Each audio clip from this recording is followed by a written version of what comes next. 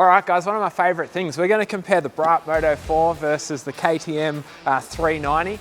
So two great bikes. These are really, our whole goal at braaap is to be #1 best value, highest value, learner approved bike, or just bike that you're going to use because it's fun or recreation, that type of thing. Or of course, a lot of our guys are riding to work and looking for the most economical way to get to work. But what our thoughts are is we thought we'd better go buy our biggest competitors. So if you're looking at the braaap Moto4, you've probably been considering the KTM 390. Now, if you're going to buy one of the 390s brand new, it's going to be way more expensive. I don't know when you're watching it and what deals KTM have on, but let's say a lot.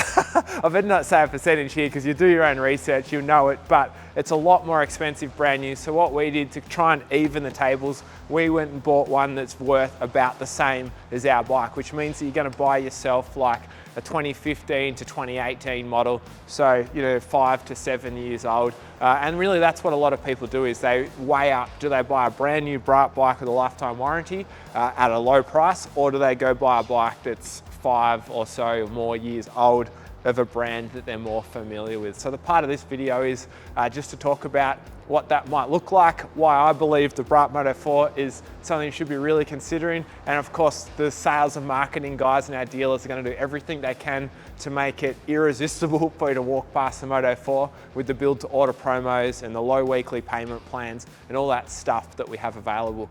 But at the end of that, if you don't want to go the braaap, we have leasing options where you can join our braaap leasing membership and ride whatever bike you want. So really, I am biased. I love braaap. That's really what, we've been building for 18 years here as our family business, as our masterpiece in the braaap motorcycle. But we just thought, why not bring all of our competitor bikes, KTM, the Ninja, the CBR, all those into our fleet and make it available so you could lease and swap bikes. So if your variety means a lot to you, getting a different bike every few weeks, leasing's a great opportunity. So I'll talk more about that another time. Let's look at the bikes. So the first thing I thought I should do is, obviously I've ridden the braaap 400 a ton. My goal was to test ride this thing and then talk to you about how it feels. As soon as you sit on the bike, it feels good, looks good. It's quite an aggressive riding position. So what you notice on the 390 KTM versus the braaap is that this is definitely in more of a racy, like on your wrist positioning. So if, feeling racy, like a full-size sports bike means a lot to you, that's cool. But a lot of guys, what we found was that the pressure on the wrist got to them. So if you're riding to work, that type of thing, or if you're just a learner, like this position with the low bars is not the easiest to maneuver. Where on the braaap, you can see we've got the bars risen up a bit, so it still looks sporty, but it's a bit more of a relaxed style. So that's a 1%er, something with comfort. You'll notice the suspension feels good on these things. They feel really balanced. Let's start her up.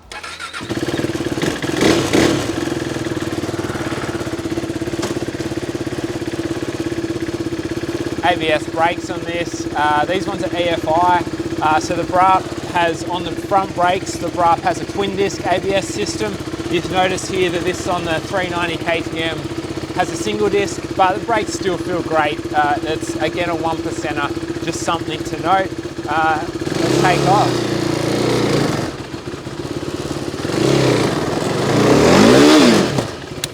That was not actually my test ride, but I wanted you to hear what it sounds like, so nothing like a bit of an excuse to give it a bit of pepper here in the workshop.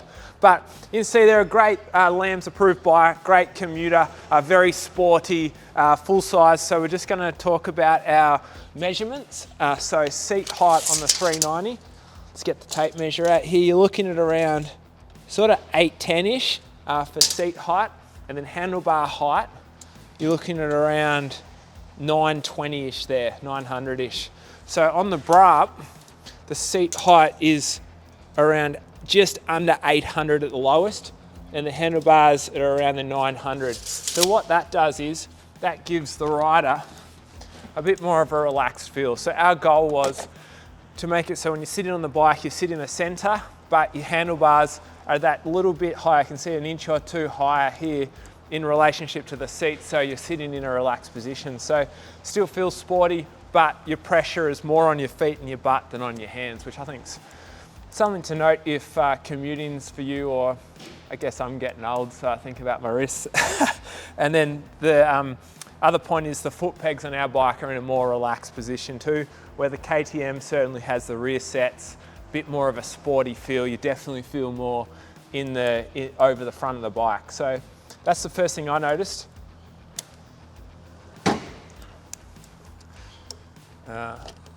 Let's start this thing up. So flick the dash on, get down here. So the braaap is a carby, so just want to make that note. The KTM's EFI, we think carby's good because it's very simple, very cost effective. You can fix it yourself if something goes wrong. You don't need a laptop. So if it's cold like it is right now, bit of choke, and then bang, hit the button. So it's going to be very easy. We've sold quite a lot of these, hundreds of these bikes on the Australian roads, so it's been a great model for us, and it sounds really cool.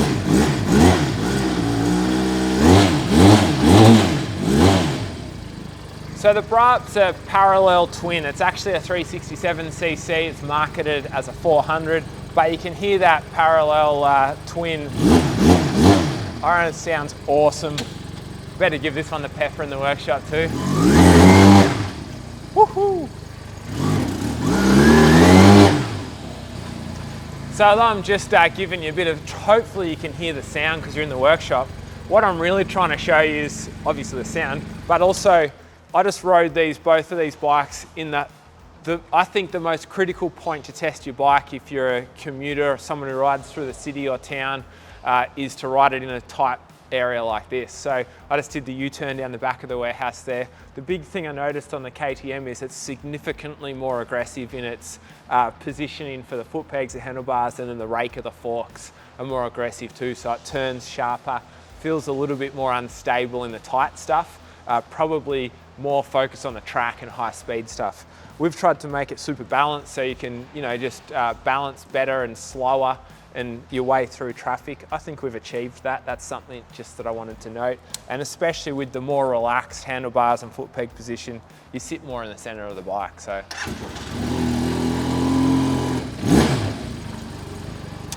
Yeah, so I love the sound. I think this thing sounds meaty. The KTM 390 is a single 390. Better double check that. Let's double check. So you can keep this rolling. Let's not edit anything out. So I just want to absolutely double check that I'm telling you guys the facts. I should tell you as well what year we bought here. A 14 model, 12-14. So maybe marketed as the 2015 model. So interesting, got a 15 model. You can see the chassis all faded and stuff like this. This thing looks cool, like the guys put on a few extra bits and pieces, but it does look like a 2015 model versus, new Black Day. So something to note, KTM 390, 2000 and, I'm gonna put 2015 because it was built 12-19, so, sorry, 12-14. So yeah, these things come under this here. So they're saying here this is a 373cc engine. This one's built with Bajaj. They're the Indian production line. And you're looking at a top speed on this, claimed on the internet, so don't believe everything you read, but claimed top speed is around 170. Where we're probably more looking, I had a customer tell us he got 155. Obviously, we're not trying to sell our bike as a track bike. We're trying to say do the speed limit, get to your destination, have fun, have enough power to get off the lights, beat the cars, have fun. But certainly something to note there is, and also let's talk about any other specs here. So definitely looking on the red book here, it looks like it's a double overhead cam, but it's a single cylinder. So you've got your twin parallel or just your single vertical. There's got EFI, we've got a carby. They're talking around 32 kilowatts, about 170 top speed, so it is a bit faster. Everything else, like your petrol, they're recommending 95. Love to know tank size here. 9.5 litre tank on theirs, so ours has got a bigger tank on it, so it's going to be better for commuting and that type of thing. I'm really trying not to be biased here, but I am obviously pretty passionate about what we do here at braaap.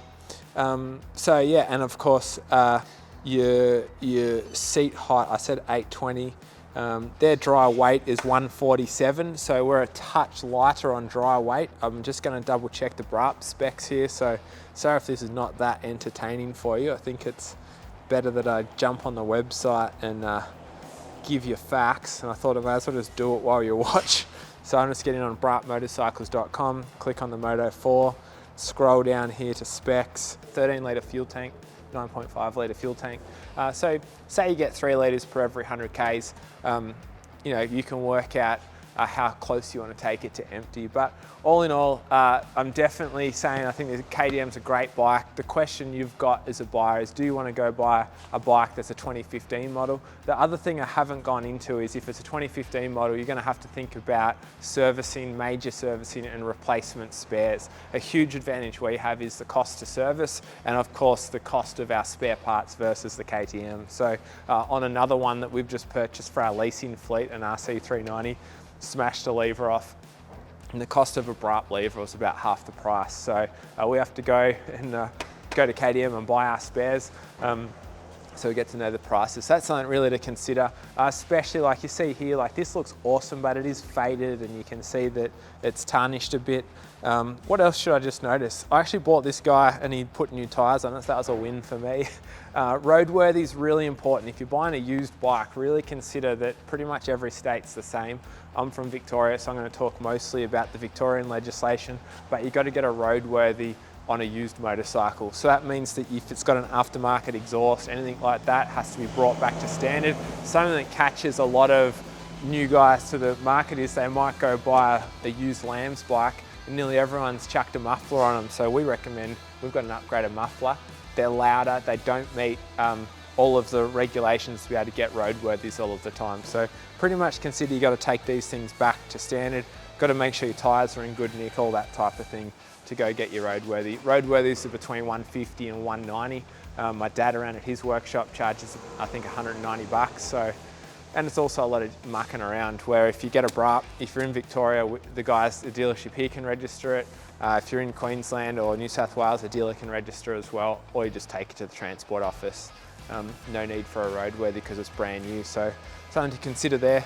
I think that's about all for now. Like just trying to do a quick raw little video here. Really appreciate you guys watching what we're up to. If you've got any bikes that you think we should test, we're going to do more in-depth tests as well, so keep an eye on our YouTube. But otherwise, appreciate you watching and checking out what we're doing. Super stoked on what we're doing here with the Moto4. Have loved riding the RC 390 from KTM and checking it out. And yeah, I think it's an awesome part of my job is to compare our competitors' bikes to our bike. So appreciate it. Talk soon. Braaap.